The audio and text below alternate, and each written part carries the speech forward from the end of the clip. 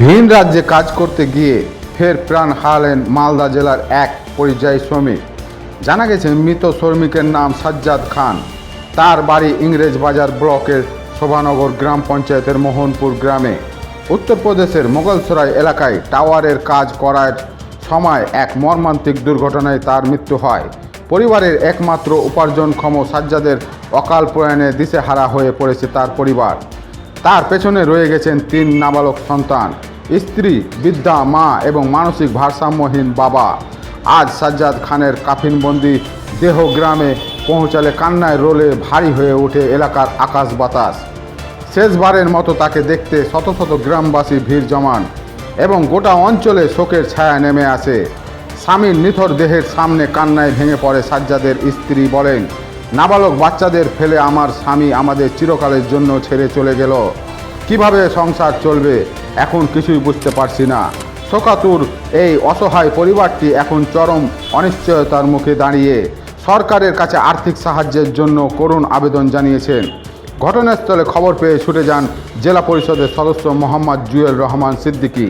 তিনি মৃত পরিবারের সদস্যদের প্রতি সমবেদনা জানান ও পাশে থাকার এবং সব রকমের সহযোগিতার আশ্বাস দেন। আমি কবে কোথায় গিয়েছিল? শুক্রবার দিন গেছিল 5 রোজ। কোথায়? দিল্লিতে যাচ্ছিল। আচ্ছা, কিসের কাজে গিয়েছিল? তারপরে তারপরে ওই টাওয়ারে কাজে গেছিল। তো ওখানে নামিয়ে ব্যাগ রেখে আর কাজে গেছিল। আমার সাথে বাদ করলে 4টা থেকে, আর 4টা থেকে আর বাদ করলো না।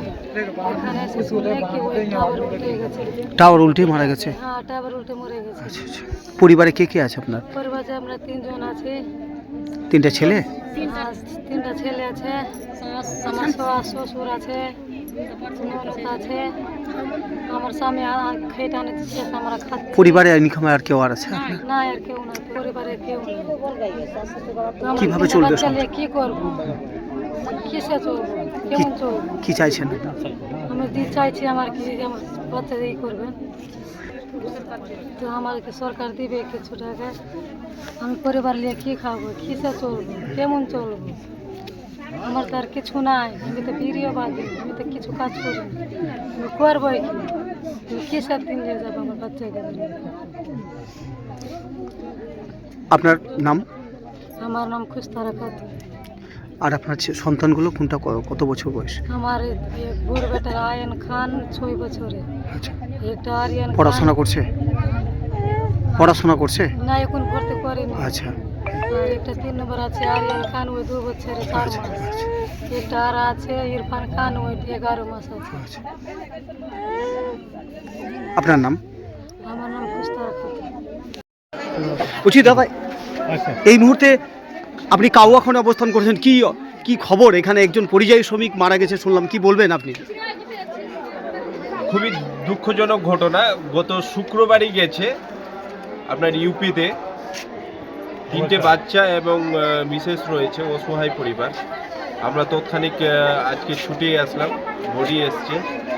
আজকে আমরা এই পরিবারের পাশে আছি, আগামী দিনও থাকবো, দেখছি। দাদা, পরিবারের উপার্জনক্ষম ব্যক্তি কেউ নেই এবং তার নাকি শ্রম কার্ড রয়েছে, এই ব্যাপারে আপনার কতটা সহযোগিতা করছেন? রাজ্য সরকার থেকে যে সুরক্ষা যোজনায় 2 লক্ষ টাকা পাওয়া যায়, সে ব্যাপারে কি বলবেন? সেটা আমরা চেষ্টা করছি। আমরা সমস্ত ডকুমেন্টস আমরা প্রশাসনকে পাঠিয়েছি, ডিএম এবং আমাদের বিডিও সাহেবকে। তো সরকারের যেটা অনুদান পাওয়া যাচ্ছে, ওটা চেষ্টা করছি কি যাতে এই পরিবারে পাওয়া যায়, এবং এই পরিবারের পাশে আছি, আগামী দিনও থাকবো। ধন্যবাদ। আপনার নাম পরিচয়? আমার নাম মোহাম্মদ জুয়েল রহমান সিদ্দিকী, মালদা জেলা পরিষদের সদস্য।